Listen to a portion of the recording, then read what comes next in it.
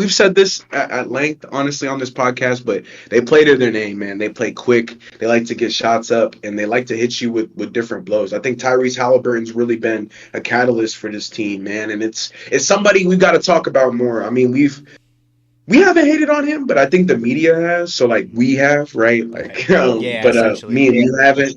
But like he's gotten a ton of flack, being named the most overrated player. He finished with 22 points and 13 assists in game one and just really controlled the pace at an extremely high level. Obviously, him at the end of the game being the clutch player of the year is not a place the Knicks feel uncomfortable in. And I think the Celtics are a bit uncomfortable when they get into clutch situations. They don't know who to give the ball to because there's so many people. And I think at times that hurts them. Um, Jason Tatum, right, going, what was it, 1 for 4, I think, in overtime. Hmm. Something like that, 2 points, just kind of going ghost. Yeah, whenever JT has a tough game, the Celtics are going to struggle. I think the final score was 108, 105. So Knicks played perfectly. They were able to obviously come back from 20 points down, but to only lose by 3, I think it speaks more so to how the Celtics were playing less of what the Celtics play like than the Knicks being a scary, imposing team. They're trying to stop the ball. Peyton Watson is in for Jokic, I believe. He's on the ball. Shea's able to get a easy just drive dunk. There was 10 seconds left. They throw the ball in and we foul right away. For one, I don't understand that just because they had no timeouts, right? There's 10 seconds left. Their best player is not even on the court, and we're up by 3. So my thinking is like, why? Why did we foul? You I know? texted CJ, I said, Warriors plus 190. Get it. Bad number. That's a bad number. The Timberwolves are not that great of a team, and I'll tell you why. Their offense is definitely reliant on Anthony Edwards. So if Anthony Edwards doesn't have 30 points, the Timberwolves offense is stuck in mud. I think they're also like 15 of 75 over the last 2 games from 3-point land. I think Anthony Edwards is like 1 of 15. What's going on, ladies and gentlemen? It's your boys over here at Three Man Weave. I am your co-host CJ here with my lovely co-host ZD. How are you doing tonight, sir? Man, we are back and better than ever. A little late on the pause recently, but it's all good because we got some playoff hoops to talk about, and then honestly, we got some great games. We're gonna try to make this one quick so we can get you to this 8:30 game. Thunder Nuggets, but every single series right now is super dope. Obviously, if you guys have not been watching it, you've been doing a disservice to yourself. Mm-hmm. I know me and CJ have been watching it at nauseum. I get it anytime I get a chance to watch NBA basketball, whether it be in my room at a little bar, just passing by in the domain. Honestly, here in Yeah. Austin, Texas, it don't matter, bro. I'm a turn my eyes to that screen, but I'm excited to be on here with you, man. It's a great day. It's a blessed day to talk about basketball. So, how are you feeling, bro? How you doing? After that game on Monday, bro, not the best, but I think Ah, it's something that we needed. We'll get into it, but besides that, bro, yeah, I'm doing great. Doing great. Can't for complain. sure. Been watching great Let me hoops. see, let's get a jersey Come on, for man. the Cats for the Come on, second, just to show man. some love. Yeah, I yeah, I got got to. mine on too, bro. Still showing Lakers legend. Y'all know how it is. I gotta show the boy Chet love, bro. I haven't given up on Oh him, yeah, bro. Never. You can never do that on one of your best yep, players. I'm not that type of yep, guy. So we'll get into it later. But yeah, I'm doing great, bro. Just excited to talk yeah. about hoops with you. It's been a little while, but kind of playoffs. There's a lot of games going on, so we could kind of recap a decent amount. So excited to chop it up about you, bro. Yeah, bro. Like we gonna get into some hoops, man, and I think we can start it off with probably a crazy series. And obviously, Cavaliers fans, you guys are distraught, but hey, don't worry about it. Me and CJ, we got you on the little analytics. Don't panic. Cavs fans, you're gonna do all right. But man, Pacers. Let's get into this Pacers Cavs series, man, and just talk about obviously game one. Pacers kind of stunned them, right? With Yeah. I think that was like 121, 112. For people who may not know, too, I think every single first seed lost too. Like so, the All Cavs the higher seeds lost, and lost. Yeah. the higher seeds lost. Yeah, all the higher seeds lost. I think it was the first time in NBA history that happened. Yeah, or all the favorites to win the championship. So Celtics, Cavs, and Thunder all lost. Right, but that's crazy. Crazy. But hey, getting right into it, man. I think Game one it was solid. Hmm. Like I think the Pacers came out and immediately kind of showcased what they were going to do. They've been doing an extremely job. We've said this at length, honestly, on this podcast, but they play to their name, man. They play quick. They like to get shots up, and they like to hit you with different blows. I think Tyrese Halliburton's really been a catalyst for this team, man, and it's somebody we've got to talk about more. I mean, we haven't hated on him, but I think the media has. So like we have, right? Right. Like, Yeah, but essentially. me and you haven't. But like he's gotten a ton of flack, being named the most overrated player. He finished with 22 points and 13 assists in game one, and just really controlled the pace at an extremely high level. To me, he's really one of the main reasons why their team is so good, just because he gets other players involved and does it. I think that's his main course to this game. Like I think he would rather get 20 assists than 20 points. So whenever you have a player that's like that, you have Andrew Nemhard, Pascal Siakam, Miles Turner. Honestly, TJ McConnell too, man, just coming in and being that second guy, that second energizer bunny that they can use off the bench to get some valuable minutes. I think the Pacers are sitting in a good spot right now, and watching their game one performance said a lot about where they are. I think on the Cavs side, Donovan Mitchell obviously leading the way with 33 points. He's been the main guy for them pretty much recently. I was going to ask you this question. Do you think, is it worrisome with the amount that he's been having to score? Like, do you worry that other parts of his game are going to have to drop off for him to score more? Because his scoring was down this season, bro, in the Right. regular season. So, what are your thoughts on that? Yeah, I think it's kind of it puts a more of like a load on him, right? Pause. It's like more offensive load. It's he's having to take all these shots, and we know what Spider could do, right? But like you said, throughout the season, he kind of took a step back to kind of have his team, you know, do what they can do and Yeah, doing other thrive. things. But obviously, playoffs is a little different, so he hasn't had to do that all season. So yeah, I think it's defensively, it's probably gonna take a toll on that part of the game, and even playmaking as well. If his teammates aren't able to hit those shots that he's able to create for them, then it kind of puts him in a Yeah, it like of course takes like away from the rhythm. yeah, like of course you trust your teammates, right? But I mean, if I'm gonna potentially get a layup or opposed to you shooting a three and you've been missing all game, he's probably gonna take that layup. Yeah, So it's I think it's different. kind of what I mean. But yeah, I think so. I think on the defensive side, I've kind of been seeing it a lot more. Because he's not the biggest guard, but he can still play defense very well, and the Cavs just have a good team defense. But it's looking like the pace of the Pacers, no pun intended, like you've been saying all year. It's kind of giving them little Yeah. fits, like it's kind of like Yeah. obviously they have the two big lineup, and we'll get into the next game in a little bit. But Evan Mobley was out that game, but he played the first game, and that looked like it kind of was giving them problems. And I think that's something the Pacers have been giving people problems all season, just because of the amount of shots they're able to get up and just how fast they're shooting. Like they're shooting the ball with Yeah, like bro. 18 seconds on the shot clock. You know what I mean? So they're like 7 seconds or less essentially. I think we talked about that too, but yeah. Yep. Over series. It's an over series, bro, Oh, for sure. 100%, 100%, bro. But yeah, no, it's been great. I think it's like you said, Donovan Mitchell's the amount that he's having to do on the offensive end is definitely taking away from other parts of his game. But Defense, yep. yeah, but And then honestly, the Cavs bench, bro, is at times non-existent, Mhm. and is I think Pacers. I saw the number earlier and I forgot it off the top of my head, but I think the Pacers bench is like plus 40 something in this series so far. Mm. You might be able to stat muse it, but Yeah, yeah. it's clearly the Pacers bench and their depth is shining through. And people forget, bro, the Pacers have been here before. They were an Oh. Eastern Conference Finals team last year. Mhm. Every single player on the roster, like Aaron Nesmith, man, right? Like people like that you forget about.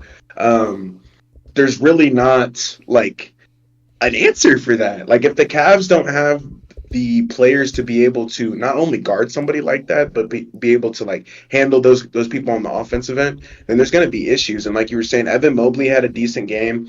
I think Darius Garland too was like kind of iffy. But I don't know, man. Ty Jerome, we've been looking for him to really step up, and obviously finishing like second and sixth man of the year voting, you would expect a little bit more from him. I think he's been chilly over these last two games, but Mhm. I just know the Pacers bench has been a lot better than the Cavs bench, and that's been hurting them recently. And I think honestly, that's the difference in this series is whenever you bring up the fact that Donovan Mitchell is having to exhaust himself on the offensive end, it really just kind of answers your question of like what kind of depth are the Cavaliers working with, and it's not great right now. Mm.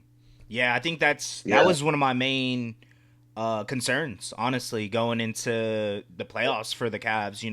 I feel like with the Pacers, we like you said, they've been in this spot before. They made it to the Eastern Conference Finals last year. They've kind of had playoff runs and stuff like that. And the Cavs, this is really their first year where they're the top dog and trying to figure out if they're going to be able to keep this up throughout the whole playoffs. I feel like that was my main concern, and so far in the second round, it's kind of that is kind of what's going on for them. Like you said, Ty Jerome isn't really doing as much as he was throughout the year, and I think DeAndre Hunter's been injured, so that's obviously another bench piece. But I think that was kind of my they've main been concern. missing. Yeah, They've been they've missing been some. hurt. Yeah, they've been You hurt, but they their bench was pretty much gotta 10 play, deep. You know what I and mean? you So gotta play. Like, there's not really an excuse for being hurt in the playoffs. If you're down, obviously the Cavs are down 0-2, so we'll kind of get into game two. The way you can't lose that game, right. right? When Donovan Mitchell has 48 points, I was talking to you earlier before we hit the record button. He was laboring going up the court in this game.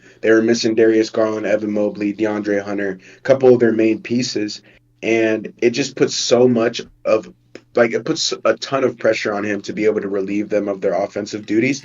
And if you look at him on the defensive end, he's a zero. He's not really able to be the engaged Donovan Mitchell that we've had all season on that side of the ball. And I think to me, that's what really was highlighted this year for me was his defensive ability and kind of his ability to play within the team defense. And I think last night some of that was lost because of what he had to do on the offensive end. Mind you, this game was much closer. It was 120-119. And once again, the Pacers, Andrew Nemhard, Aaron Nesmith, Pascal Siakam, like they have so many weapons that can honestly hurt the Cavaliers in a multitude of different ways, whether that's from the three-point line, via the interior, or even the mid-range, like TJ McConnell. Mm-hmm. They were able to overcome really I think it was a 20-point deficit, right? Mm-hmm. Yeah. Something crazy. Yeah. It Because was I 20. remember watching, yeah, it was 20, right? The Pacers just battled back. I think Yeah. it was in the fourth quarter. It was the first quarter. It was 32-15, so 17. Yeah, So 17. that Okay. was at the start of the game, and they were home too. Like you were saying, like you got to be able to win those type of games, Oh especially. man, I didn't even bring that up. Yeah, the Cavs obviously being the higher seed, had the home court advantage for the first two games, and they weren't able to capitalize. This game you needed to win, and I think at the end, you can obviously go through that sequence. Tyrese Halliburton steps up to the line. He Mhm. made his first one, Made right, it and missed the second. made his first one, Yeah, missed the second one, got the ball. out the rebound, which shouldn't ever happen. That For should people who not. don't know basketball, like you should never allow their free throw shooter to get the rebound. That guy should always be accounted for. If somebody else gets the rebound, that's one thing. But like the Shooter guy who shot the ball should box out the not, shooter, bro. because he knows where it's going. He knows where it's going, so he has the best idea of like where this ball's going to go. So you don't want him to get the rebound. So that was mistake number one. Then Halliburton grabs the rebound, has the presence of mind to understand, and this is also something I was going to walk you through. So you have to understand the situation. That's why the playoffs is so important. I think the Pacers have been doing a better job of game planning and really trying to understand the situation and what's needed. So they're playing with house money. Hmm. They're up 1-0 in the series that is going back to Indiana the next game. Why would you take a two? So that's why Halliburton, like, there's no reason to do that, right? Like, you come back from 20 points down. The worst that happens is you guys lose whatever. You go to Indiana 1-1. Okay, you missed the game winning shot. But for him to have the presence of mind to dribble it back out to the 3-point line and shoot the ball, obviously knowing that either A, I'm going to miss, we're going to go to Indiana and be 1-1, or B, we're going to be up 2-0 on the Cavs, and it's because, I'm attempting this three, right? And so kind of walking through some of the mindset, I can see why he did that. A lot of people were probably like, what is he doing? But I thought that was genius, Oh bro, yeah. just to hit him where it hurts and kind of be like, all right, well, here we are. We haven't really led all game. This is an opportunity for us to get the lead and then take control of the series. And I just wanted to bring up, I think Nemhard had like 6 assists in the fourth quarter, just a masterful performance from him. He's been probably their X factor. We haven't talked about him a ton during the season because he was hurt in the beginning of the year. But this back half of the season, obviously, if you guys watch basketball, you know the value that Andrew Nemhard brings to the floor. I think just watching him really just dissect the off or the defense, just hitting mid range shots. He's kind of like a mini Shea, Mm, just the way that he uses his body and everything. So mm-hmm. I wanted to shout out him. But yeah, bro, Tyrese Halliburton game winner. He said overrate that. You know, clearly he's doing okay. I think they knocked off the Bucks pretty easily, and now they're showing that man, they're gonna be competing for an NBA championship for sure if they keep playing this way. One of the more complete teams we have in the NBA, and we've said this all season. If you're a Pacers fan, look, you should be extremely excited. I think you guys are kind of building around Tyrese and the future that's being built there, and just doing an extremely good job of keeping your core. Not losing Rick Carlisle, Nemhard, all these guys like obviously Neesmith and Obi and just everybody on that team is so valuable to them and what they do. And I think their front office definitely like it's funny we're talking about exactly a year later, bro. I'm like, man, the exec of the Pacers is solid. Solid. Like they've Yeah. built an extremely good roster for sure, and um, there's a reason why they're up 2-0 right now. I think they've been a better team. They're a healthier team. Obviously, health plays a factor too, but they've just taken more risks. They've executed their game plan better, and I think that's why Cleveland looks so kind of starstruck. Honestly, they look very shell shocked. I think that's a better word. Just they don't really know what hits them. They're kind of like still asking defensive questions that I thought they had cleaned up. But obviously, since Mobley isn't out there, Garland isn't out there to control the offense. There's some players that they need to get back before they're at full strength. So I'm not going to harp on them too much. Um, I think going back to Indiana, they need to win Game 3. It's a must win. So they're going to play. I think Mobley's going to play. Garland should play. It's kind of like if they lose that game, It's looking I don't think looking it's yeah, it's looking I a don't little think it's scary the for them. Cavs year. Hmm. Yeah, Yeah. it's just so hard to come back down 3-0. Yeah, I mean, I guess you kind of were getting into it, but Cavs being down 0-2, what do you think? What's their what do The you think? game, I Yeah, what do you think they're gonna have to do to be able to get this dub in Indy for Game 3?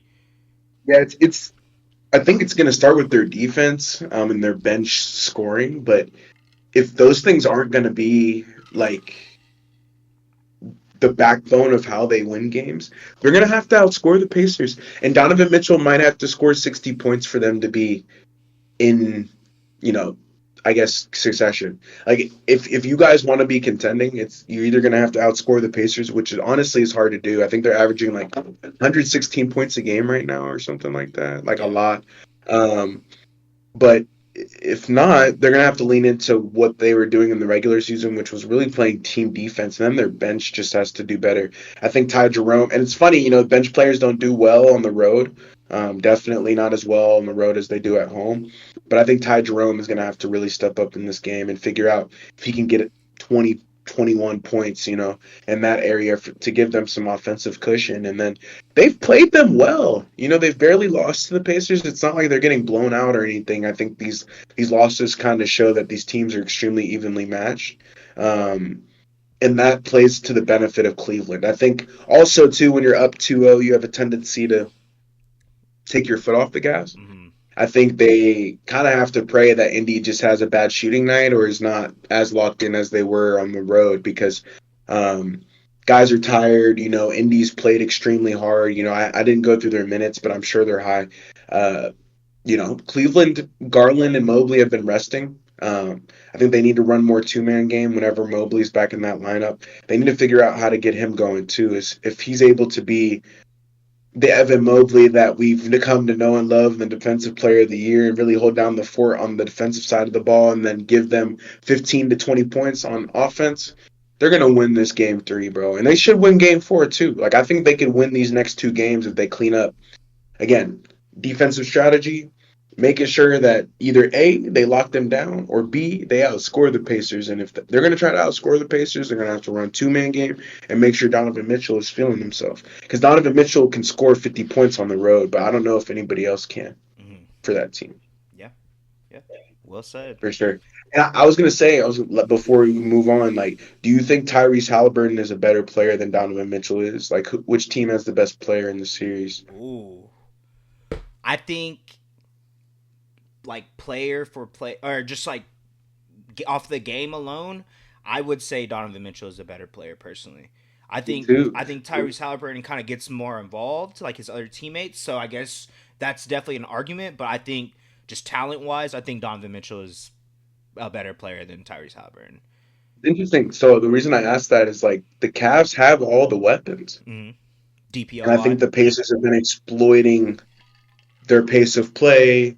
They're honestly, obviously, there's holes in their defense when there's no Mobley, right? But whenever they do go small, bro, they look flawless. You know, the Cavs. This is another thing too. I think the size that Hunter gives them and that Mobley gives them, it's very underrated in a sense because when you take that away, the Cavs kind of remind me of a smaller team that doesn't really look like a imposing team, a defensively imposing team, a team that can out rebound you or whatever. And I think the Pacers, I think, have killed them on the glass too. So there's been some issues with that as well. But I think the Cavaliers need to be on pretty much go all out in game three. If they don't go all out in game three, then they're going to be looking at some issues for sure. Yeah, it's gonna be a scary sight for them. 100%. But yeah, man, are you ready to talk about Brunson Burner? Because, I was telling you earlier, man, the Celtics and Knicks series, obviously, I am not a Celtics fan, so I am cheering for the Knicks. Um, just an extremely, extremely exciting game, and I think this series is another extremely, closely watched series. One that's going to have us at the edge of our seats, as they like to say. But just for the Knicks to be able to overcome a 20-point deficit, not really have Cat involved during the game, have OG and Jalen Brunson really lead them to the promised land.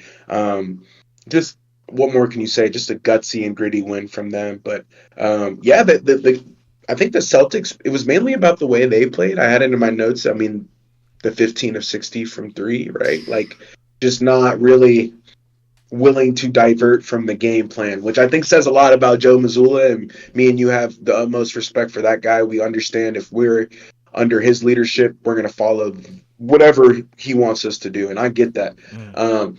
But I think there's some value. I don't know if you saw what he said kind of after the game. He went back on it, but he was like, yeah, maybe there was some ill-advised shots. But I think today he said they were all open. So, they're not going to divert from that game plan. Obviously, they missed like 40 something threes. So it's just whenever you miss that volume of 3-point shots, you're really relying on your defense and your interior scoring.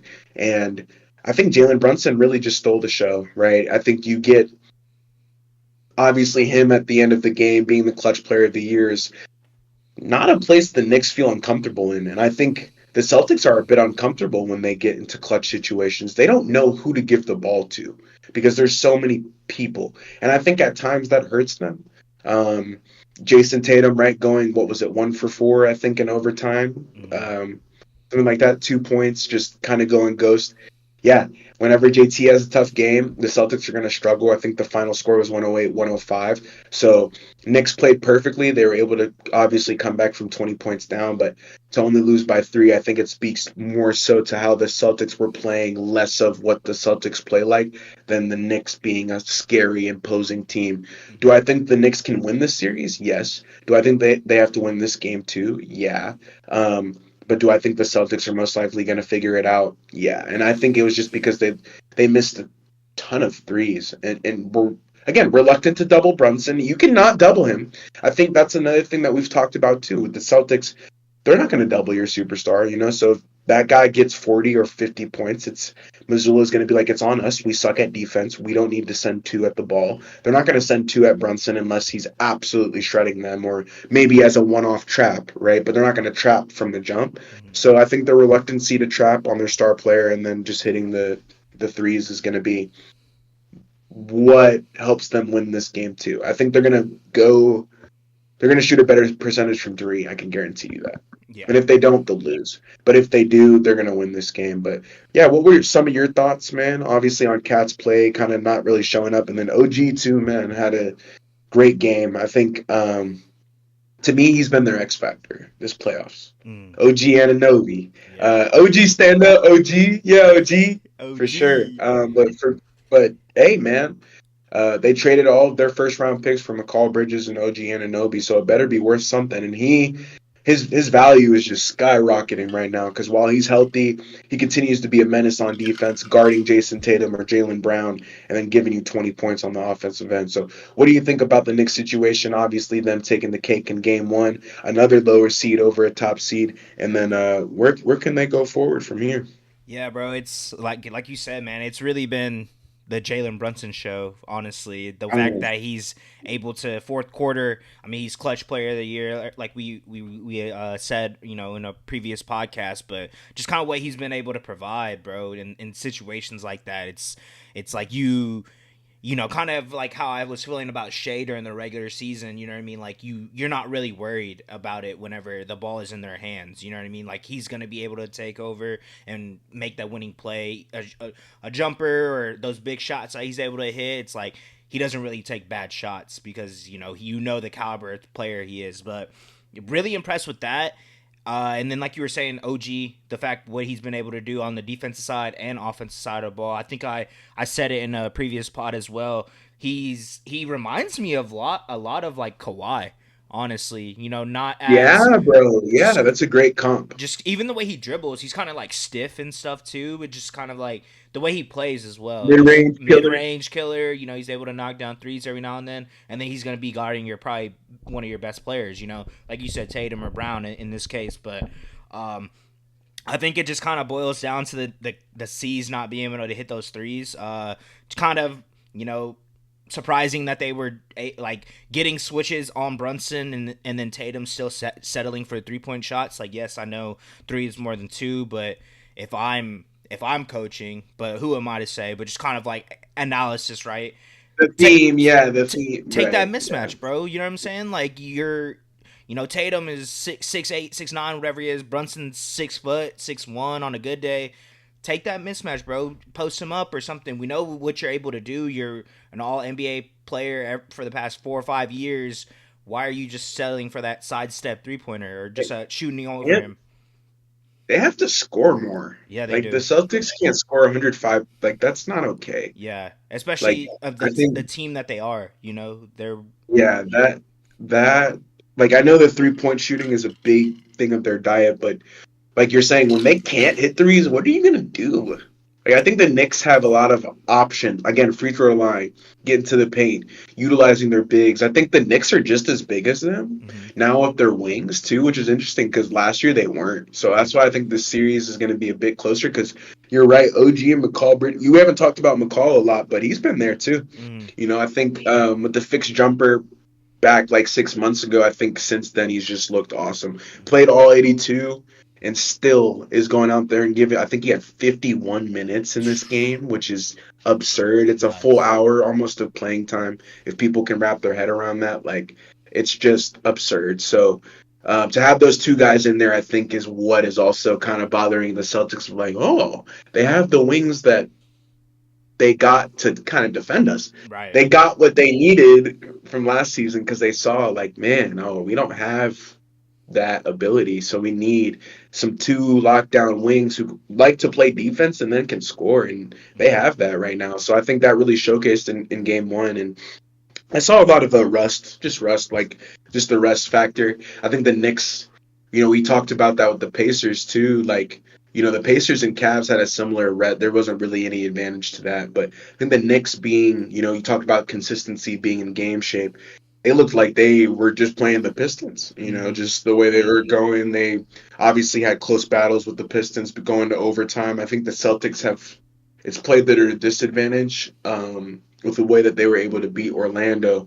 Just not a ton of close games and guys, just tired legs, just not consistent. So I think you get Jalen Brunson going out there and he's getting to cooking and he's really running the entire show. And obviously, bro, they were able to come back from like 17 down or something like that. So mhm, they were able to weather adversity and really show the type of team that they are. I think Tom Thibodeau's also coaching a great playoff. So mhm.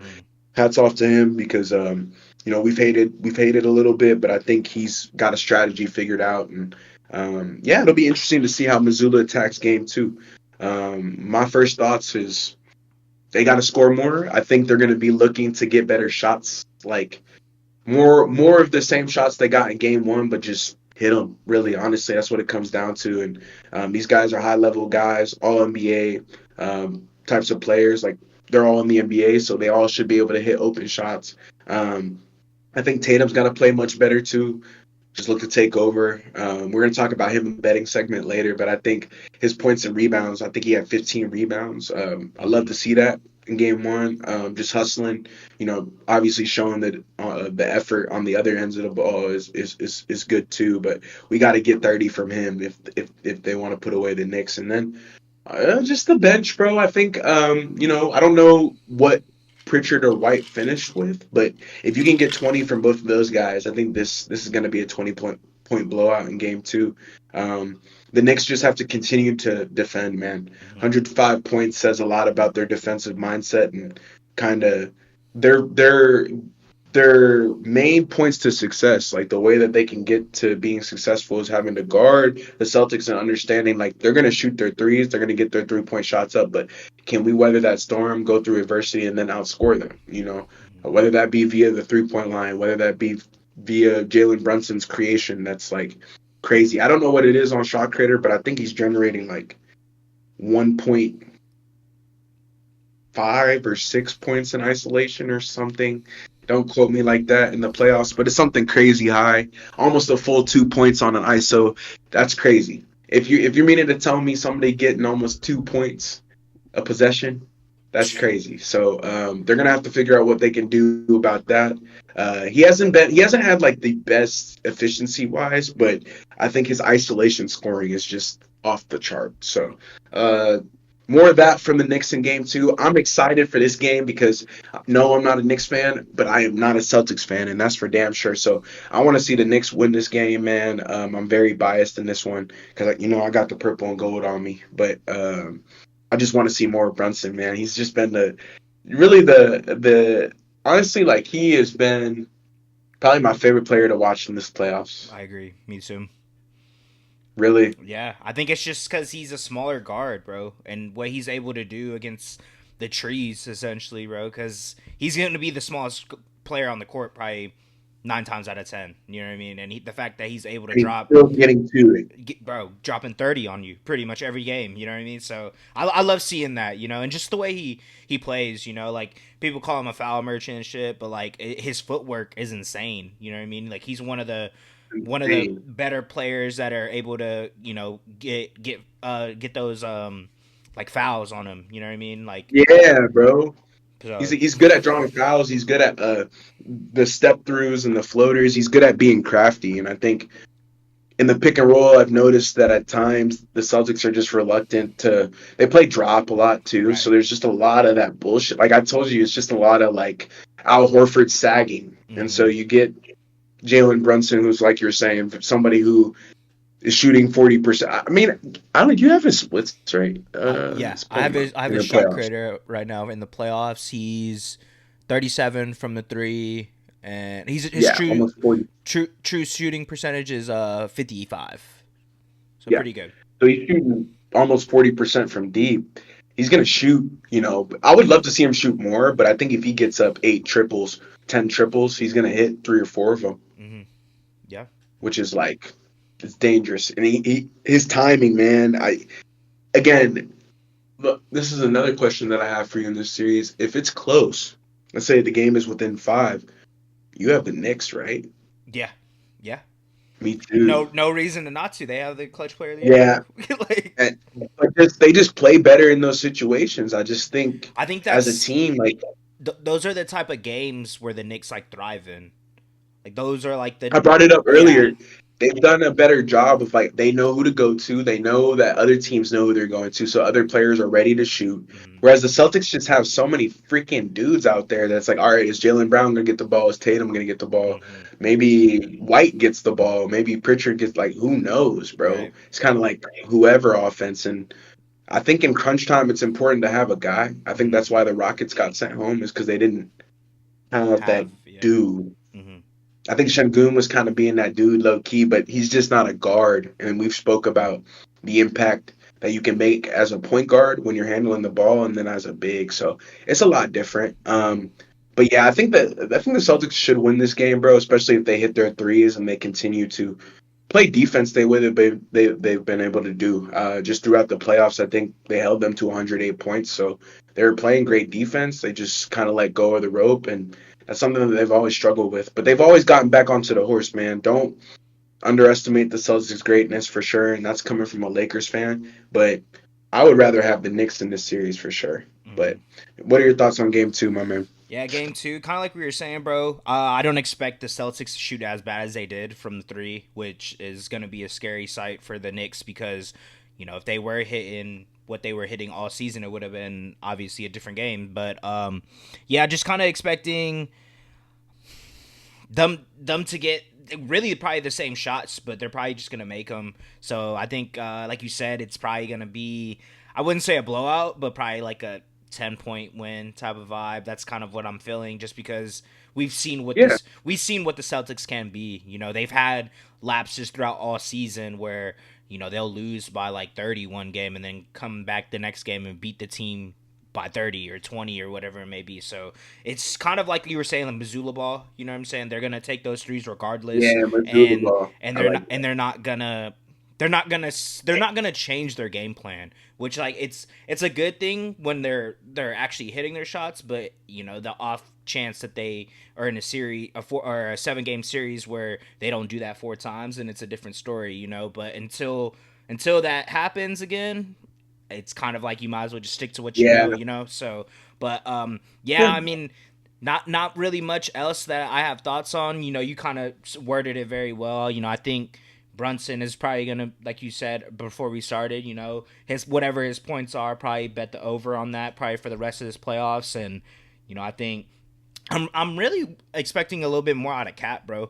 I don't know. I feel like he's kind of been same, been bro. been going a little ghost. I feel like that's someone we've talked about pretty highly throughout the whole season, but I feel like it's really been in the hands of Brunson for them all year, and then all playoffs at least, and then obviously the good games by Anunoby and McCall Bridges, the getting those solid minutes and getting 51 minutes like you said earlier, and being able to drop 20. You know what I mean? But yeah, he's Cat is an all NBA type player, and he's kind of he's just looking a little, I wouldn't say lost, but it looks like he's like a little out of rhythm somehow. You know what I mean? And Yeah, maybe bro. I know it's what you mean. because Brunson he's having the ball in his hands majority of the time, but I feel like with the type of player that he is, what he's able to shoot from the 3-point line, like that can help you. But yeah, just hoping he can have a better game, because I feel like we haven't really had a game where we're like, okay, yeah, this is the Cat that we've been seeing. So just kind of dominating. But obviously the Celtics have pretty good size and in their front court, so it might be a little harder for him. But I would say Cat is a better player than the Porzingises or the Al Horfords. You know what I Yeah, mean? yeah, So yeah, yeah, it's not even the for talent. I sure. think it's just kind of how he's able to get to it, and I feel like that he's kind of not able to have the type of games Hey, that we've been having. he's the best. He's the best shooting big we have. Yeah, yeah, exactly. So if he, like you're saying, if I think that is going to cause massive issues for the Celtics. I think Hmm. that's a great point. If he can get 25 or even 30 on a night, well, then the Knicks. And I was also going to say, to kind of go along with what your point about the minutes. I think the Knicks have an extreme luxury of being able to play a McCall Bridges 50 minutes, right? Like I don't even think Tatum's not going to get that. Brown's not going to get that. So Josh Hart and OG and McCall, they really can go for 48, 49 minutes, and they'll go with game two, 49 minutes, and they'll Hmm. they'll do it over and over again and no injury. It's such a luxury to have. So I think Cat being in the lineup is step one. Sometimes he's either hurt or just I don't know where he is during the playoffs, but he seems like he's been a lot more engaged, and I think that Pistons series was good for him, going up against another tough center in Jalen Duren, having to deal with Porzingis. He's dealt with a lot so far, Hmm. so I'm sure he'll be okay. Hmm. Yes, sir. Yeah, yes, sir. Man, but unfortunately, let's get into that special game that happened. Oh man. Oh man. Oh man. All right. So for everyone that doesn't know, we're talking about the Thunder versus Nuggets game. This was a huge game. I told ZD, I was like, bro, like, we haven't played basketball in like 8 days, so I was getting a little anxious, just kind of like, man, like, who are we gonna play for one? What's the matchup gonna be? Okay, it's the Nuggets now. All right, bet. Like, I'm ready for it. And then just kind of leading up to it is, We started off really good. Kind of like bullet points for me. This was the Alex Caruso game, bro. This is why we picked him Oh up yeah, in the offseason. The type of plays he was able to make. I think he had 6 stocks. Yeah, yeah, four, or no, my fault. He had 5 steals. Oh no, I'm bugging. Oh no, he came off the bench. Yes, 5 steals, 2 blocks, yeah.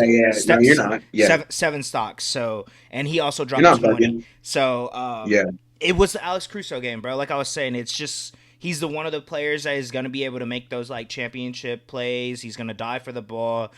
Pretty much the Nuggets, they're going to have to be having their head on a swivel now because he's always going to be behind them, knocking the ball out of their hands. And he was actually hitting his threes. I know we were struggling a lot to start the game. I think we were like 0 for 10. And then the first three I think we made was from yeah. Caruso, and then he started going on a little heater.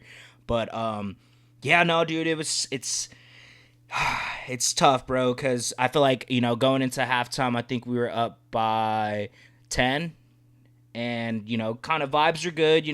Shout out to that boy Zach. He just got a cold plunge, so I went out, did a little cold plunge, got in there, got right. I was up and active. I was like, all right, bet, not time to watch this game. And I think from the third quarter on, bro, it just seemed like the Nuggets finally just woke up, and it seemed like they started getting a lot more foul calls on them. So they got to the line. I think they were in the bonus with like 8 minutes left in the third quarter.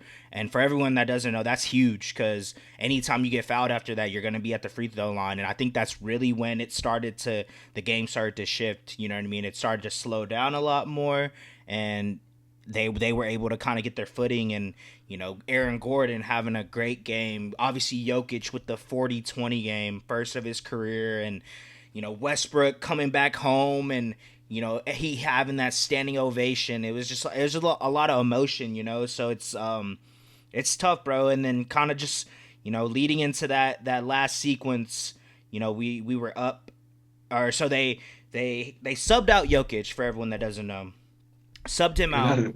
Which is a disaster. Disaster. They subbed him out, and they didn't have any timeouts. I think there might have been 15 seconds left, 20 seconds left, like around that mark, or probably 15. They're trying to stop the ball. Peyton Watson is in for Jokic, I believe. He's on the ball. Shea's able to get a easy just drive dunk. There was 10 seconds left. They throw the ball in, and we foul right away. For one, I don't understand that, just because they had no timeouts, right? There's 10 seconds left. Their best player is not even on the court, and we're up by 3. So my thinking is like, why? Why did we foul? You know what I mean? But I know that statistically that would probably be the better move to do. Have them go to the free throw line, potentially get 2 points, opposed to having them come down, hit a 3, and tie it. Agree. But Yeah. with the way that we were playing defense, we forced 18 turnovers. We were getting blocks. We were playing good defense all game. I just didn't understand that logic. You know what I mean? And shout out to Coach Dayton. He's a great coach, but I think this is one of those, just kind of like a little bit of lack of experience, or like not, or not. I It's wouldn't catchy. I wouldn't say knowledge, because I'm not trying to disrespect, but like understanding the time management of the game. You know what I mean? It Yeah. just because it just puts us in a situation now where Jokic is gonna come back on the court. And honestly, bro, that's the one thing this whole series. I love Jokic. I love him as a basketball player, but just like anytime he's on the court, it's a Oh, problem. dude, it's the I'm like, refs. I, Yeah. I just don't know. You know what I mean? Like he's gonna Yeah. get a foul. He's gonna get fouled. He's gonna He's gonna hit a three. complain. And He's gonna yeah, he's gonna. complain Yeah. and do this things. And but kind of going off of that, Jokic comes in. I think they they make a shot, or I think Jamal Murray made a shot, I believe. Well, Jamal yeah. Murray comes down, hits a shot, and they're up, or no, they're down by Down. 1. Yeah, they're down by 1. Down by 1. Um they I think we go down, Chet ends up getting fouled. That goes back to me wearing this jersey. I believe in all my guys, all the young guys. It's one of those things where yes, it sucks. He missed that first free throw. I was like, okay, he has this other free throw. Whatever. Yeah, He you're like yeah, whatever. it's Yeah. whatever. We're still up by one. It's still a game. Obviously, we're gonna play great defense. He misses the second free throw. Westbrook gets the ball. And of course, like I saw that video of like the Nuggets reporters are like, no, no, no, Westbrook, no, because I think that's another thing with Westbrook. We feel like he always is trying to force stuff or he's not making the right play. He made the right play. He passed it to Aaron Gordon wide open, and Aaron Gordon has been on a heater this whole playoffs. Made that He's the game heater. winner against the Clippers. Has been doing great this whole that game specifically. Shoots a three, bangs it down by two. We get the ball in. J Dub like doesn't even get to have court and just heaves it, which Yeah, like just throws it. I Yeah. just I didn't understand that. Of course, like I wasn't expecting him to make it regardless, but get a little bit closer. But yeah, bro, it's just super frustrating. I was It's pissed. little stuff like It, it, that. it it's Yeah. it's the little things, bro, and it kind of going back to what I was telling you prior to, I like having close games for my team to see what we're really made of. And dude, I just haven't, I have that luxury of not having to be able to be in situations like this for a very long For time. sure. And dude, it just sucks so bad, bro. Like it put me in a bad mood, and I try not to have like these type of moments ruin my day or whatever. But it was already the nighttime. I stayed up late. I had to work the next day. You know what I'm saying? So just sucked overall. But that being said, Jokic had probably the best game of his playoffs career. Yeah. Russell Westbrook had a great game. I don't think he's gonna have a stinker this series. I think he's gonna do really well against us. I think it must be something with the Thunder and this Yeah, and he that. knows. I think he understands the situation. I think he's gonna have a great series. But it's kind of what I was telling you throughout the whole season. Kind of what where we think the Nuggets are going to be, and it's their bench is stepping up, bro. We have Aaron Gordon doing his thing, and Russell Westbrook, and then kind of what I was telling you prior to starting, Jamal Murray dropping 21. It wasn't like a crazy Yeah. 30 and 10 game, but what he's able to do on the offensive side of the ball, and he's just able to make timely buckets time and time again. It's a tough series, bro, or that was really just a tough game because we were talking about it. When a team loses a game, and a team or like, oh, that team won or that team lost a game. I think we lost that game, bro. Honestly, and I think Yeah. Right. Right. it's I something agree. where I think we still can scrape away with this series. This is gonna be a learning moment. I think it's something with the time management of everything. Like I said with the fouls, like I wasn't even against fouling. I just didn't like how fast or how quickly we fouled Yeah. them. You know what I mean? Just because it didn't make sense to me. Their best player wasn't on the court. Obviously, yes, we were looking at it from a different perspective, opposed to being in the game on the court at that time. You're probably just gonna do what the coach says. But I think this is a learning experience for everyone.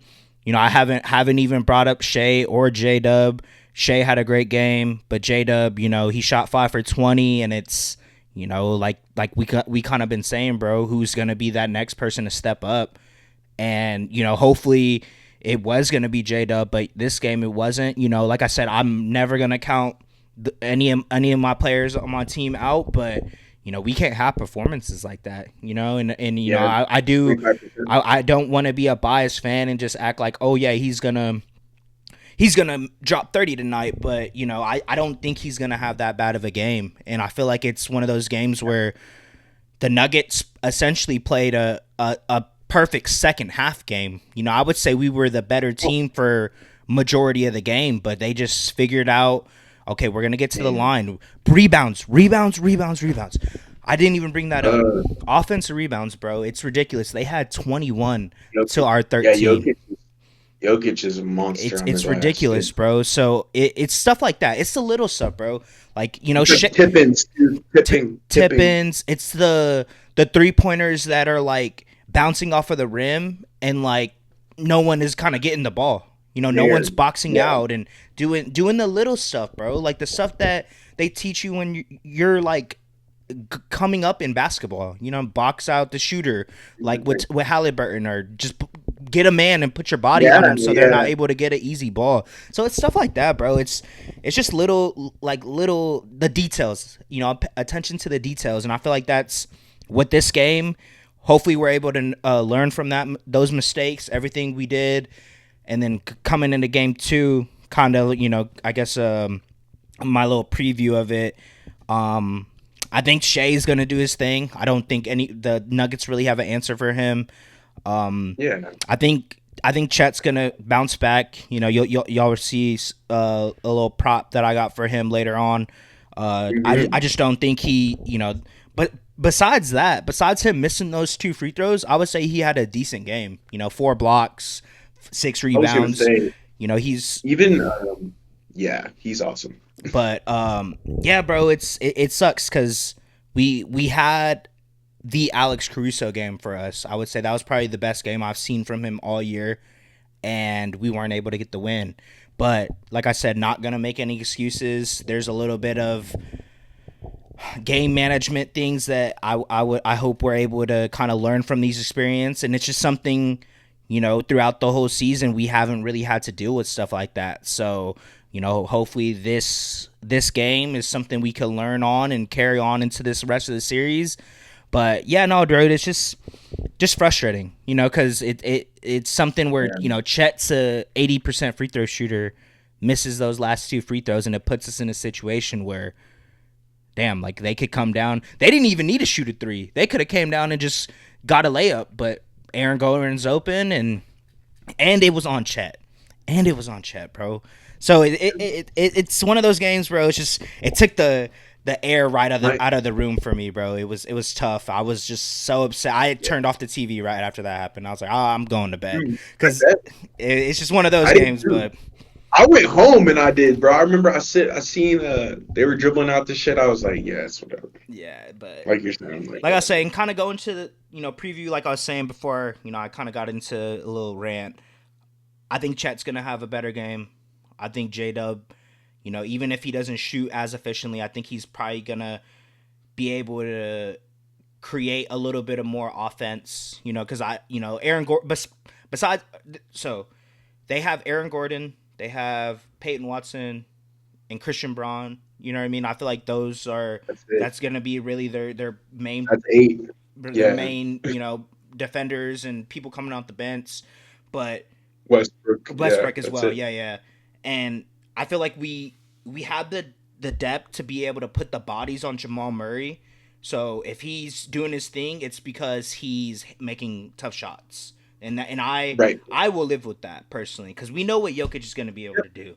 As long as we can defend Jamal Murray to the capability that I know that we can, I think this game is going to be a little bit different. MPJ is injured still. I'm not too worried about him. But if he's hitting his shots, then it might be a problem. He might be a 0 in this series, Yeah. and that might be okay for the Nuggets somehow if they can play Peyton Watson. Right. Crazy to think. Looks bad. But It looks bad. Yeah, dude, it's tough, bro. I think Aaron Gordon is probably still gonna have a really good game. There's, I don't have any reason to think that we're gonna be able to really stop him. But it's just those moments like that, like I was saying, with the whole fouling and missing free throws and stuff. I don't think that's happening tonight. I think it's Who reminds me of what AG reminds me of? The what's his face? PJ. Ooh, PJ Tucker? Kind of like this looks like PJ Washington. Oh fuck! Because like he just because like it's a bad matchup. Like you're saying, there's nobody who can really match up with AG. He kind of just dunks everything and then hits corner threes, and they struggle with defending the corner threes. So like, he's a perfect player, kind of like PJ Washington. Right. All corner threes, pretty athletic, grabs a lot of rebounds. Play pretty good defense. Yeah. No, 100%. No, yeah, you're right. I didn't even think about that, honestly. But yeah, no, 100%. You're right. That's kind of reminds me of that. But I don't know, bro. It's tough. I think like I said, we didn't shoot that well from 3. granted, we hadn't played in a while. I don't want to use that as an excuse because I hate making excuses. You know you Eight know days, you know right? how we I are. think it You know was what I'm eight. saying? But it is a Yeah, long for sure, time. for It sure. is a long time that we didn't play. So I think kind of getting punched in our face that first game. I think we turn it around this game, bro. I think we get this dub. I'm not gonna say how much points and stuff. I don't really care about that, but I think it's gonna still be a Yeah, good game because when you have a player like Jokic on the court, you don't know what's gonna happen. He might drop 40 and 20 again, bro. Like I'm not but gonna lie to you. I wouldn't be surprised. Like we I was have gonna say he might do it. he He he he looks like he he looks like looks he's like trying to do he's it, bro. he looks like he's focused and locked in, bro. He wants to get this shit, and I think we have great defenders, but it's just different. I think Yeah, it's kind of goes to show just the player that Jokic is, and granted, I think Chet and Hartenstein were both in foul trouble for really the second half. I think that's when they started getting 5 fouls, so they were having to stagger them a little bit. But when they're not on the court, it's tough, bro. Jay Will is having a guard Jokic, and that's fucking Swiss cheese all day. So oh it yeah, puts us in a yeah, situation where whenever we have that small ball lineup as well, and Jokic is on the court, that's a problem. Um, yeah. it's They gave up like 40 points in the fourth quarter. Like it's just yeah, can't happen. yeah, bro. They really turned it Um, around the second half, yeah. bro. They outscored us each the third and fourth quarter. So, and they outscored us by Mhm. 13 in the fourth quarter. So, we kind of just laid a goose egg, and I got essentially we choked that game, bro. I'm not gonna lie to you, but like I said, I'll never doubt us. I'll never you know talk down Yeah, on the yeah, players because there's no reason to. They've proven to me all season long that they're able to bounce back from these type of games and performances, and I think it's gonna be a different game today. So we'll make it yeah. interesting. It's a new story. I like that. I think, yeah, man. I still think Shea's the MVP. I think he had 33, 10, and 8. J-Dub had 7 rebounds and 4 assists. To me, whenever I look at if somebody's having a bad shooting night, do they do other stuff? I think the Thunder luckily have players on their roster who don't really care how they're shooting. I think, like you're saying, Jalen Williams will have a much better game in game two. Um, yeah, I, I said it in the chat, but I think the Nuggets were able to play perfectly down the stretch. And, more or less, like you said earlier, I think the Thunder lost this game as opposed to the Nuggets winning it. But when you get an Aaron Gordon heroic game, obviously Nikola Jokic too, which is it's funny. Usually whenever he goes off like this, they don't be winning, but Right. they won. They won because of that Aaron Gordon kind of buzzer beater essentially. Mm-hmm. But yeah, bro, I really don't have too much to add. Honestly, I think you kind of took the cake on that one. I think the Thunder are in prime position to be able to get this win at home. Just kind of looking at the facts, they're a much deeper team. They were able to play Case and Wallace. We didn't talk about him, but Yeah, I didn't they talk were about able him. to play Case and Wallace. Aaron Wiggins, Isaiah Joe, Caruso, even a little bit of Jalen Williams. So if they're able to have 4 or 5 guys on their bench, I think that's eventually gonna play out at the end of the series. Whenever it gets to game 4 or game 5, you're gonna start seeing the Nuggets get really tired, and Mm-hmm. so I feel like the Thunder are coming in at a bit of an advantage in terms of like rest and like being like, all right, well, we're not playing Shea. Like I think Jokic played a lot of minutes. Mm-hmm. Shea played 40 minutes, right? I think Ihart could play a little bit more. He only played like 29, but I agree. the Thunder's minutes are usually low compared to a lot of other playoff teams, so I think that plays to their benefit. I think they have to just try to get out and I don't know, run, hit more threes. Like I think Chet was 0 for 3. So I think some of the threes that they would have dropped for some of these dudes, I think you're looking at a different outcome as well. Mm-hmm. The Nuggets also only shot 31% from deep. So if you were looking at the box score, you would think that they would have won. But their fourth quarter defense just has to improve. But I think this is just like a blip game for them, bro. Like again, one of these one-off games where the Thunder lose and it's like, oh my God, are they struggling or whatever? It's funny because we come on here and we talk about it like one loss is a big deal, but I don't think Thunder Nation needs to panic yet. I Mm-hmm. think they'll be okay. And like again, I think the Nuggets are playing 8 dudes. Mm-hmm. So they're starters, and then when Jokic goes out, who do you really have? If you don't get that performance from Westbrook or Aaron Gordon, like, where do you really sit? I think Jamal Murray is going to obviously get his shots, like you said. I'm trying to slow him down is really important in game 2, but he's going to shoot 20, 25 times. So most likely he's going to get 20 points, right? But it's all these other dudes who shouldn't be scoring 20, 25 points. Aaron Gordon, 22 points. I think Westbrook had 18. Like, that just can't happen. And I think, yeah, the Thunder have the best defensive rating in the last decade. So, yeah, they have no excuse as to why they can't slow down role players. I think Jokic is one thing, but Jokic is kind of the hub for that entire team. Mm-hmm. And so if he's able to get other guys going, and he only had 6 assists in this game, which is pretty low for him, but if he's able to get other dudes going, that's an issue.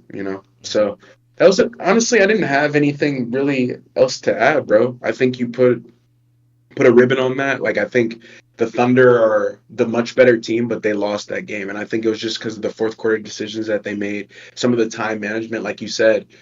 Caruso could have at least let 3 or 4 seconds run off right before you foul, because they're not going to shoot a half-court 3 with time left. So they're going to have to dribble it all the way down, then get to the line, then shoot a 3, which would take about 4 or 5 seconds. So you could wait until they cross half court. Right. He didn't wait, so they fouled him. There's 10 seconds left. They made the sub. That's kind of what changed the game. Is obviously the Nuggets were able to hit free throws, and the Thunder weren't too. Yeah. The Thunder. We've been missing free throws, bro. We were. 20, I was gonna say the Thunder have been missing free throws. Very. It's Yeah, shocking. and I think they've shot 83% on the season. So. Yeah, I think we were the best free throw shooting team in the league, and I think these playoffs have been.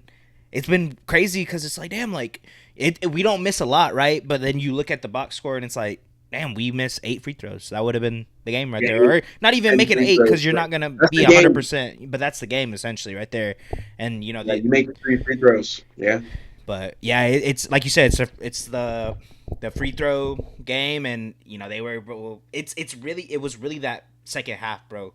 Like, we were the better team the first half, and they just kind of figured it out, and that was a perfect game for them. So, like you were saying, it's like I said, of course, like, we're gonna be over analytical. We're gonna look at the minor things, but like you said, unless the Nuggets just play a perfect game for the rest of the series, I don't think that they can win this series. But that being said, I've seen crazier things happen in this league, so I'll never count anybody out. Never doubting our opponent, but I like our odds, like you said. Like all you said, we have the depth, we have the better defense, and whenever our 3-point shooters are actually making their threes, then it's gonna be a different ball game. So, but ready for game 2, bro. Ready.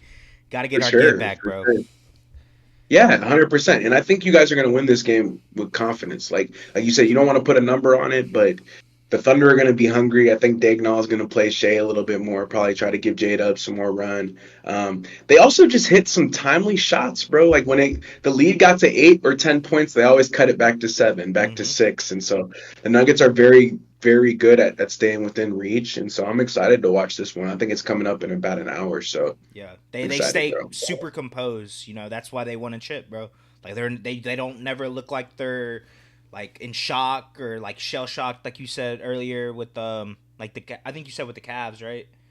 Yeah, shell shocked. Yeah, they don't they don't look like that. They're very they're never phased. No, right. Like, and they always feel like they're in the game. And when you have a player like Jokic, you are, so rightfully so. 100%. Yeah, super excited, bro. Ready for this game too, man. Hopefully it's a better outcome for me. No, for sure. We got you in our thoughts. I mean, I'm sure people, I'm going for the Thunder now that I'm not, like, I'm gonna say it. Like, I just want to see them win so you can get happy, bro. Dude, yeah. Seeing you cry for sure, tears of joy, obviously, that's gonna make me like, damn. But Timberwolves and Warriors, man. You just talked for like 10 minutes, so I'll get right into it. Bro, yeah, the Timberwolves, I think these last 2 games, even the game they beat us against, if you guys remember in game 5, why did they win? Because Rudy Gobert.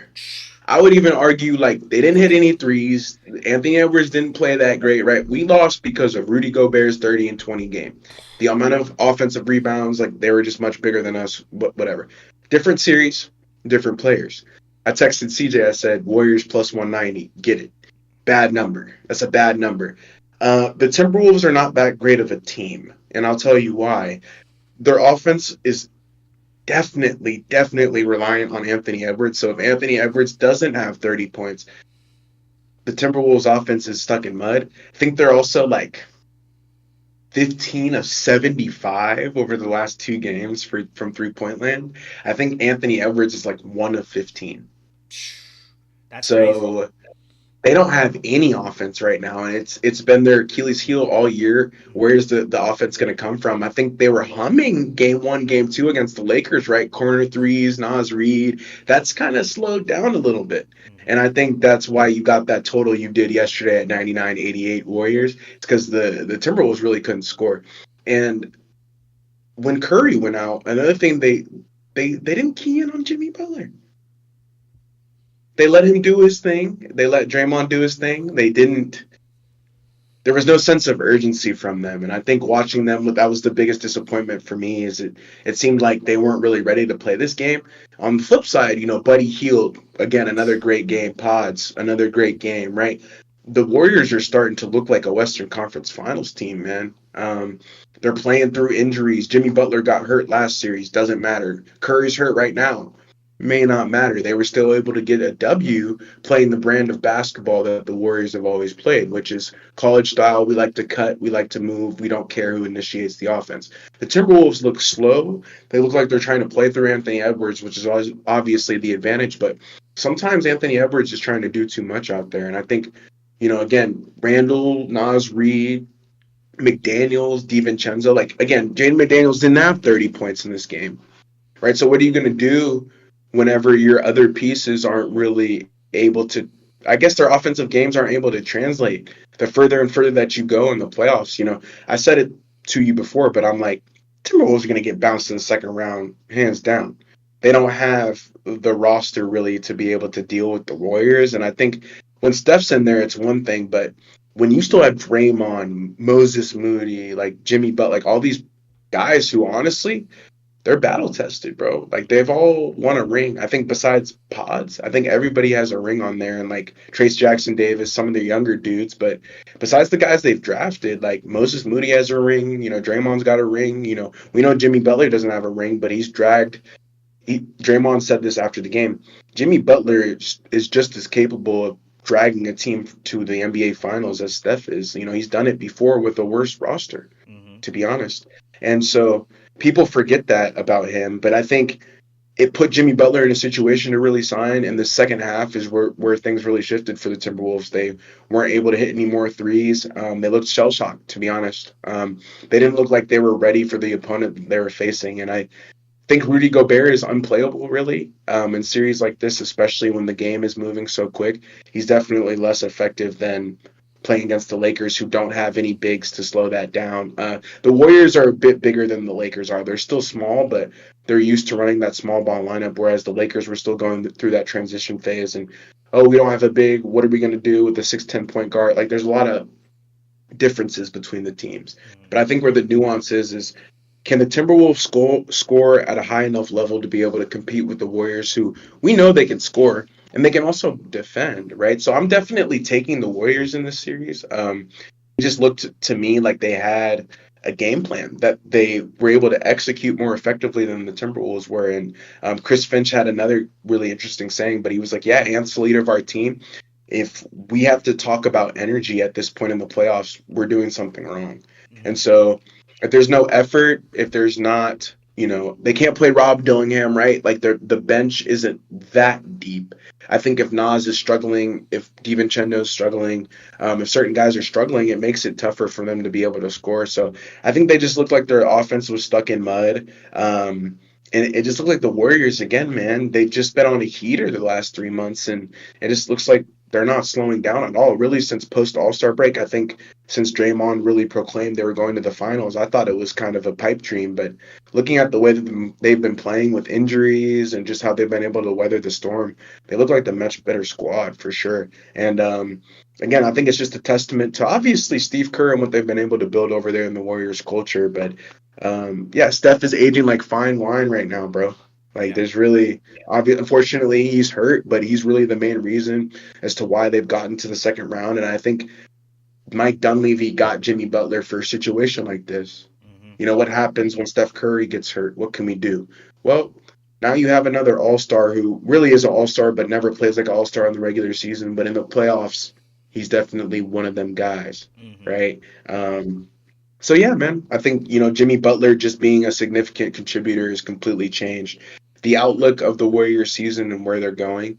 And the Timberwolves have a lot of questions to answer for me. I think it starts in the offensive end mainly. Again, their defense is great, only giving up 99 points. I think that speaks to the culture that they're trying to build over there. Is like, we're a defensive minded team and we'll figure out the offense later. But you're gonna need offense for sure, especially from Ant, if you're gonna win these games. Hmm.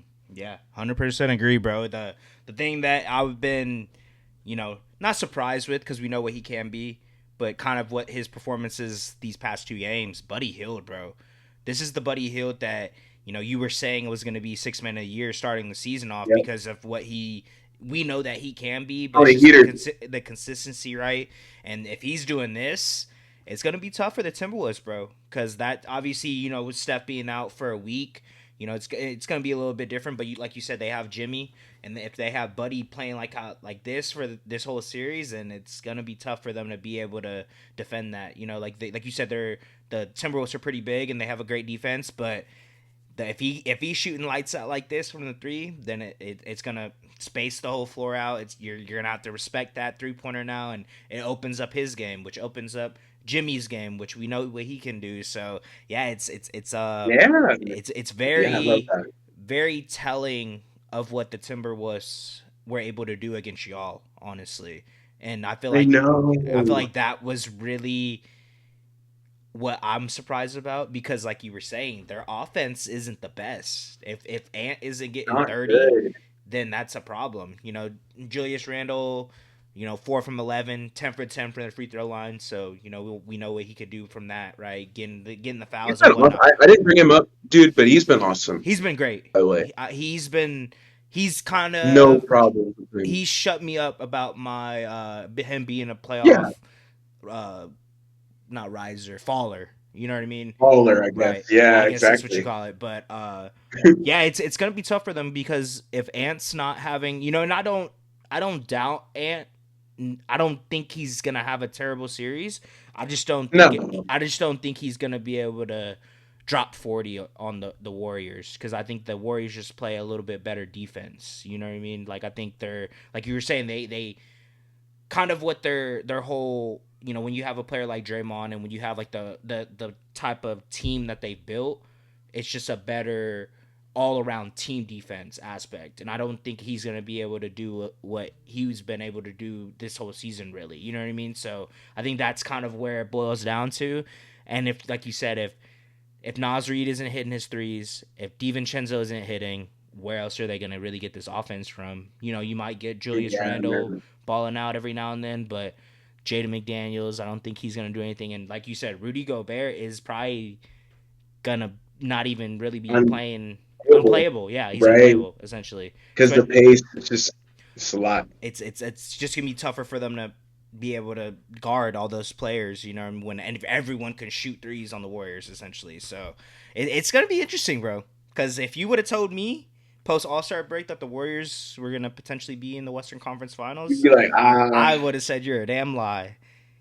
What happened? Who got injured? You know what I mean? Like who they go yeah, right. against? Type of deal. But I think it's just they found another gear, and I think Pods has been playing a lot better. yeah, So very. you get that too, and yeah, there you go. And you got guys that are playing at a high level. Even GP still in there, and Yep. Moses Moody still in there, and different guys contributing at a high level.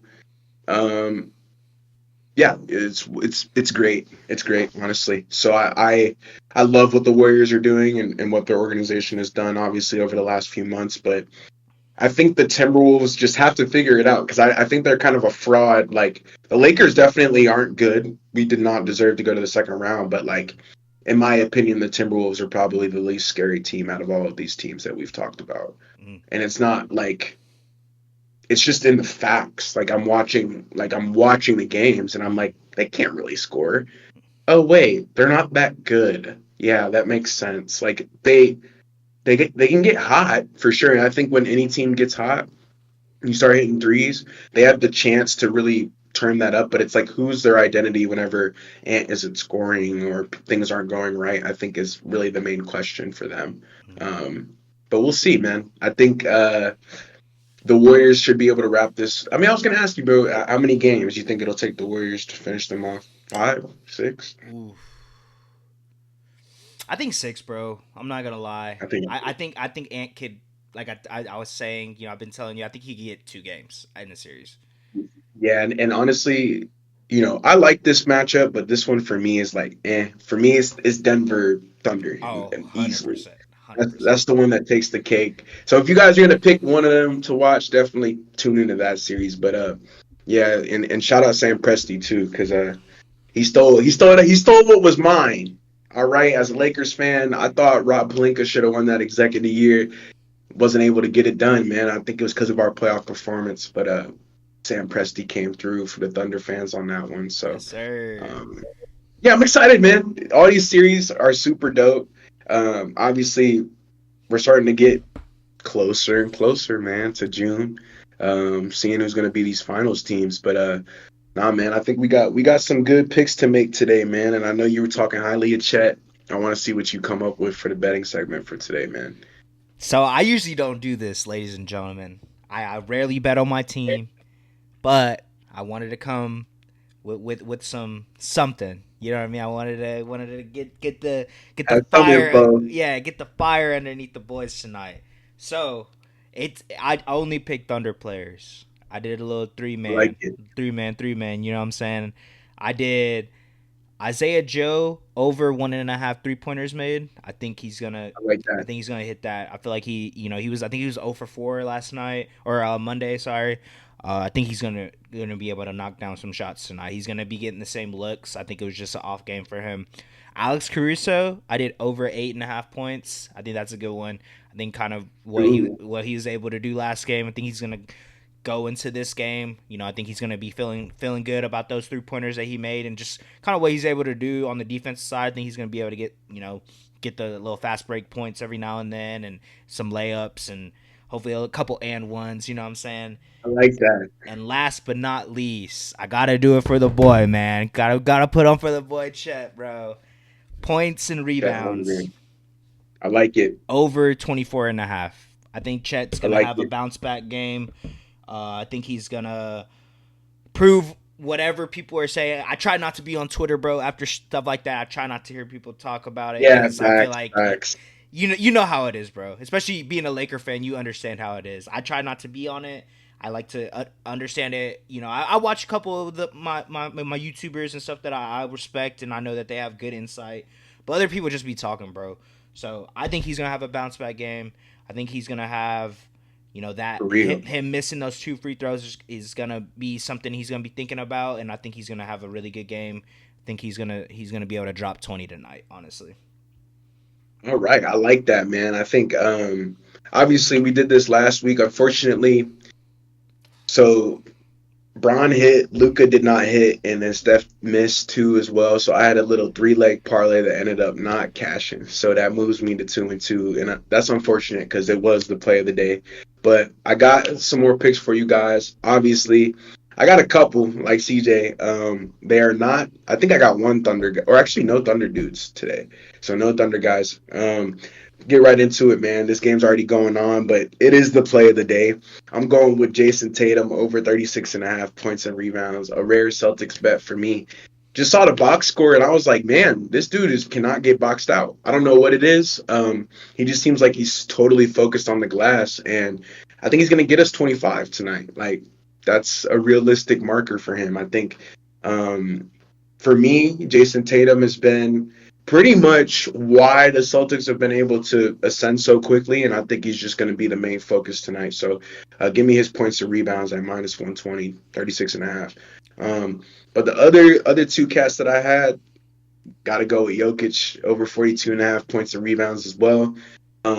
His rebounding, man, is insane. I feel like he could get 40 rebounds in this series in a game. Just the tips count as rebounds too. So sometimes he'll miss a shot, he'll tip it off the backboard, grab it again, and then make it. So like it's 2 rebounds. Mm-hmm. And I think that just boosts his rebounding ability so much. And then the points for me, really come whenever he gets pissed off.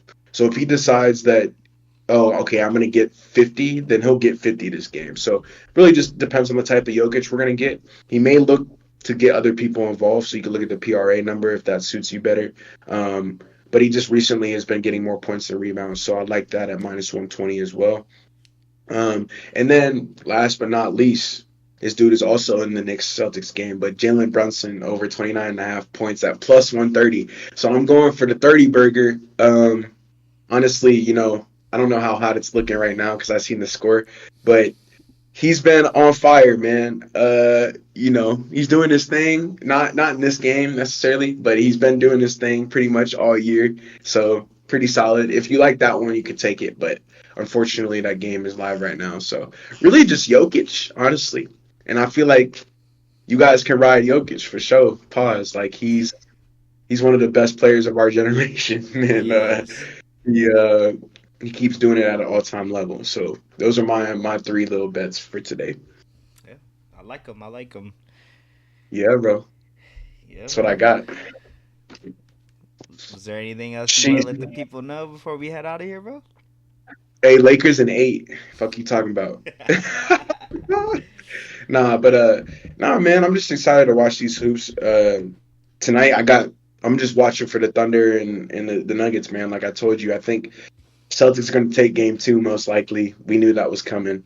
Mhm. Um, but this Nuggets and Thunder game is still up in the air for me. I feel like that spread is very telling of what Vegas thinks. So we'll Yeah, see if the dude. Thunder are right. Crazy. I It's saw it crazy. It's like 10 and a minus half or something. 435, bro. Minus 430. That's what I'm saying. I'm like, you might as well take these underdogs because they're hanging minus 500 on the Thunder. I'm like, that's not a minus 500 That's though. crazy. It's they're like a minus 250. Right. Like they may not win tonight. Yeah, that's what They I'm saying. will, but like they could Right. not. Yeah. And the Yeah, spread is 10. for sure. But I'm looking forward to that game the most. Outside of that, just Lakers in 8. Make sure you guys obviously leave us a like, comment, and subscribe. We always appreciate the love. We appreciate all the subscribers. And hey, you got a little marker you trying to hit on PCT, right? Like if you Yeah, seeing bro. this on OP, right? What is it? Plug Yeah, it. bro. Boys are trying to get to 500 subs on PCT, bro. I think we're at like 474 right now. So if Yeah, y'all if go, y'all go if ahead. y'all fuck with us, go follow Sub over us. there. That's where it Yeah, started sub over too. there. Yeah, Yeah, facts. Yeah, three. That's where the 3-man we started, bro. So yeah, no, just trying to get that by the end of this month. So we appreciate y'all if you want to go over there and show us some love. But yeah, bro, that's all I gotta say. yeah, that's Thunder up, it. baby. Come on. Thunder up. There you go, man. Lake Show. All right, that's gonna do it for your boys over here at 3-Man Weave. Obviously, I said this earlier, but if you guys are messing with us, leave a like, comment, and subscribe. And we'll catch you guys next time, man. Peace, peace, Peace, peace. peace. 3-man, Three 3-man. man.